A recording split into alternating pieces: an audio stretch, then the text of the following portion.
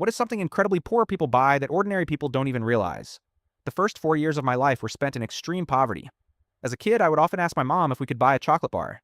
When I was about 3, she explained to me that we certainly could buy a chocolate bar, but if we did, we wouldn't be able to afford a 2-liter bottle of Coca-Cola. She would say, if we buy the chocolate, it will only last a few days, but if we buy the Coke, we can drink it for a whole week. Surprisingly, even at that age, I was shrewd enough to understand that a week's worth of Coke was a much better deal than a 2-day chocolate bar. As a result, I was regularly told no whenever I asked for something I wanted.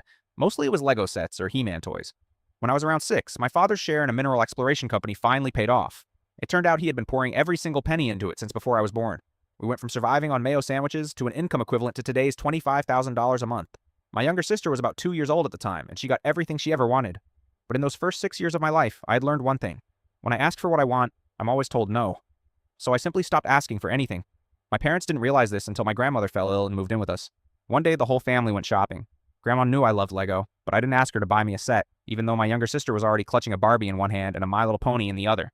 At one point, Grandma stopped and asked me, "Hey, don't you want a Lego set?" I replied, "Mom and Dad always tell me, no, Grandma, we can't afford it." I only vaguely remember this story myself, but before she passed away, my grandmother told it to me. She said that my mom burst into tears right there in the middle of the store, and the look on my dad's face was one of total defeat. It seemingly never occurred to my parents that the reason I never asked for anything was that I was so used to being told no. That Christmas, they gave me 3 Lego Technic sets.